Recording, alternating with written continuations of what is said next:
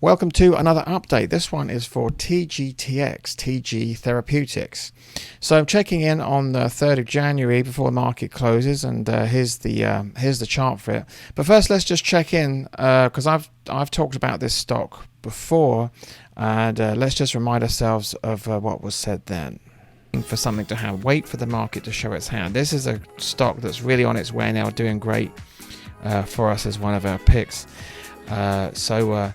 Stay tuned, subscribe, and I'll let you know, as well as many other good things. Get a weekly update on the overall market, let you know we're a bull or a bear, which affects all your trades. Thanks for checking in, and for now, that's Two Hands Corp. Speak to you soon.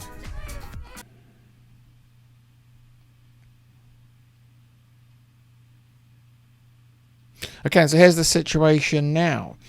As you can see, we've had some movement. What brought us to attention in the first place, let's just zoom in here to the daily chart, was here. We could see the volume here, this bump up here on high volume that took it above the leveling off 200-day, which is always a great sign of a comeback. As you can see, this stock, let's just go back to the zoom out here. This stock was way off of its highs here, around 55. Now down where I was looking at it was around $5, as you can see.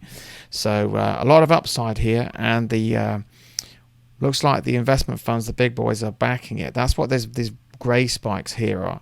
By the way, how to read stock charts, you can check that out. It's on this channel. Just go check that out, that video, if none of this makes any sense to you. But this is the price, and this is the average price here, and these black bars is heavy volume, and that's pushed the price up once again here, except really heavy volume. In fact, this is a very volatile day here, a lot of activity on a cheap stock. This is a huge flag. The insiders in a big way are accumulating this stock. So when I was talking about it here, I was talking about getting around this level, as you know. So what if you missed the boat? What if I couldn't get in there, you're only just looking at this video now? Well, what we're going to wait for now is things to settle down. I mean, you could just blindly acquire things, but the question always is, well, how much will I lose if I'm wrong? You have to have a tight stop loss, and I won't look at a stop loss at any more than 5 to 10%, especially on a stock like this. So what I would be looking for now, there's no question this stock's in play. I would look for some kind of... So now I would be waiting for a drop, hopefully on during the day. I would set an alert, is what I'd be doing if I was trying to get into this stock now. Somewhere between 9.5 to 10.